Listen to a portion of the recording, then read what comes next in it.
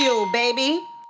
How do you feel about this whole Dame Dash slander to me? Because for me, although I'm not a friend of Dame Dash, he's not my friend. You know what I'm saying? There's So no I'm not personal, speaking from a friend. Not that I got a problem with him. I'm just saying I'm not speaking from a this ain't personal a biased biased standpoint, right?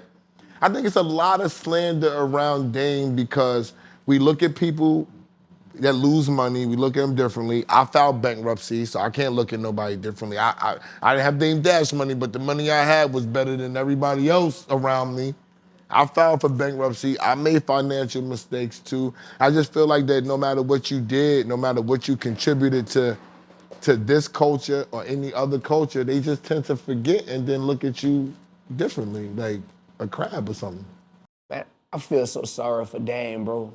It's painful to watch Dame get on these interviews because you can tell he's trying to keep up an image of how people once perceived him. And I feel like Dame is a prisoner to his own persona.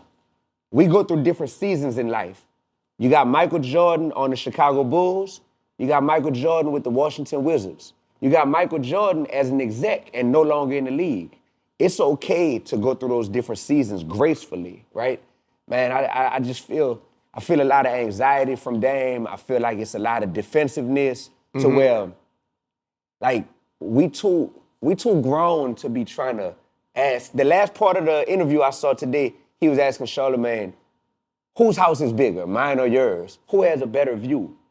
This is when you're in your 50s, bro, and it's the type of stuff we're talking about. I know Dame is better than this, man. Like, he gotta be better than this, bro. Like, this just sound like schoolyard talk to say, my shoes newer than yours. I got a better view than you. My mama got a better car than you. Because simultaneously, you're saying that you filed for bankruptcy, but you're doing an interview to prove to everyone on the interview how much money you have.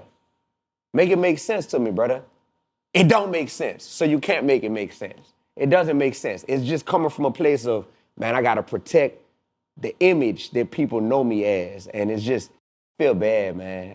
I say this last thing. Yeah, I think we're talking. I think as a culture, I think we've moved on. We don't look up to Dame Dash anymore because we've grown up.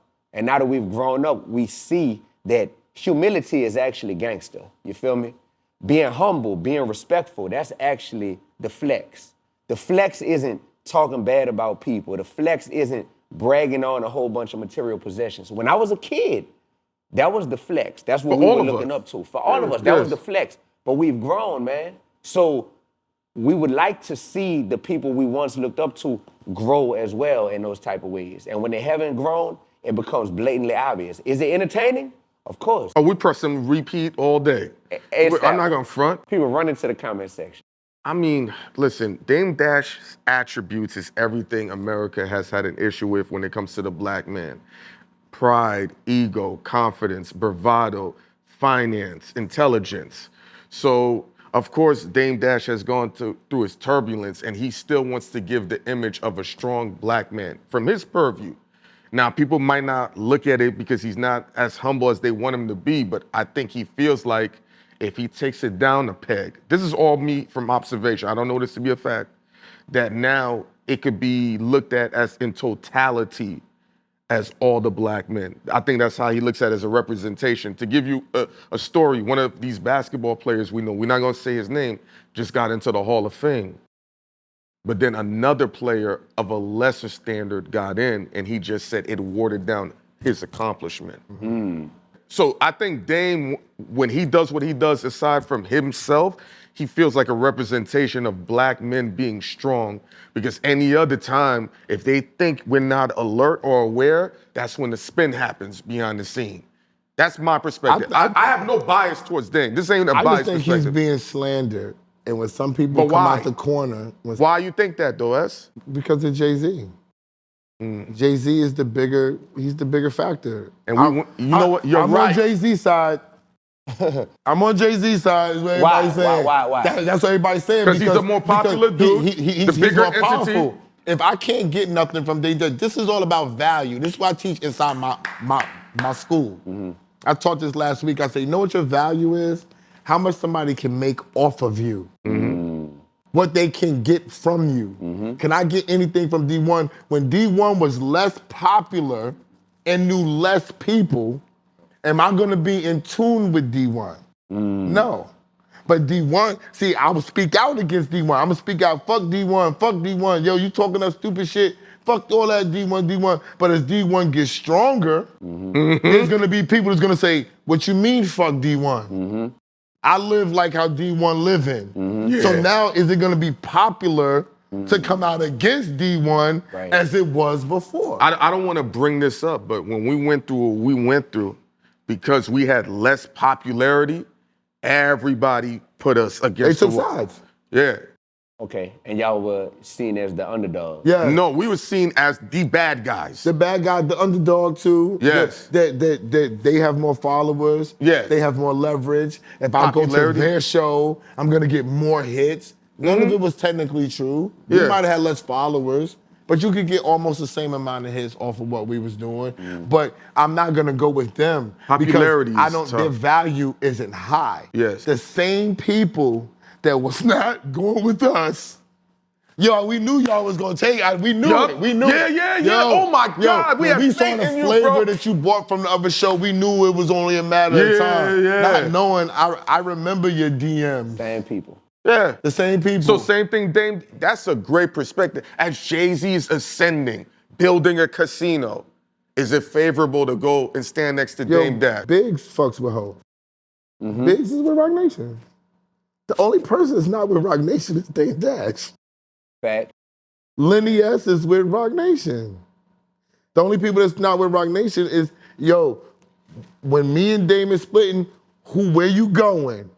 Whose side you choosing? So what y'all talking about here is the difference between transactional business and relational business. Leverage business. When it's transactional, it's all about who got the leverage at the time. There you go. If you ain't got the leverage, ain't no transaction taking place. I'm scared. I'm actually scared. I'm actually scared. Because I might get swallowed up. If I come out and say, you know what, I'm signing with the Dame Dash Network. Right. Hov gonna be like, Esso and BagFuel, they're off the chart forever. Yeah, fact. Right.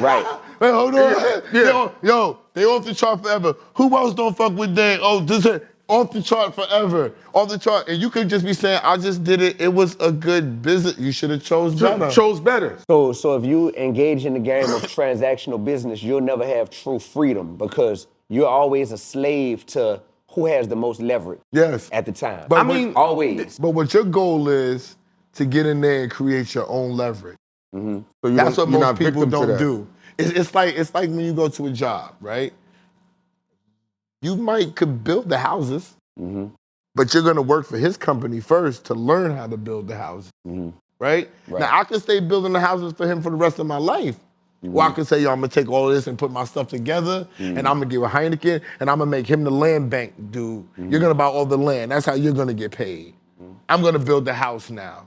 I know how to get paid, and I'm gonna take D1. D1's gonna be my general manager. You're making $100,000 with him, D1. You're gonna make 200 with me, and we're gonna build less cribs. You're gonna have more time, and we're gonna build less cribs, and we're gonna get a bigger pot. Rock with me. Let me ask you this. Was it a weird leverage situation in New Orleans when it's cash money has the popularity or it's no limit? Now think about that. Inherently, they've never had drama, not publicly Right. or I don't even want to put behind the scenes. But They do good with hiding their stuff. yeah, they kept it clean, which is dope. Now, if you picked a side, You asked out. either way, you had to stay over there. As a fan, I think you were allowed to Like, Pick a side. like both. yes. Yes. As an artist, when you pick the side, yeah, I mean, You picking the business side. Ja Rule was on this show, and we know he got one of the biggest feuds ever with 50 Cent. for real, they got beef. What? He's Ja Rule fucking and with 50 you. Cent? They don't like each other? Oh, let me stop that. Anyway, I'm like, what? Man, long I'll as be the long- one falling for that Right, shit. right. I was like, what? Yeah, no, shout out to Anyway. Ja, man. Yeah. Ja, my homie. Ja, good people, bro. Y'all had a good interview with him. I grew up with 50 Cent, so I got no problem with 50 Cent. For real? And I got my break from Ja Rule and Murder Inc. Wow. Yeah, that's why it's Oh, different wow. for him. So Yeah.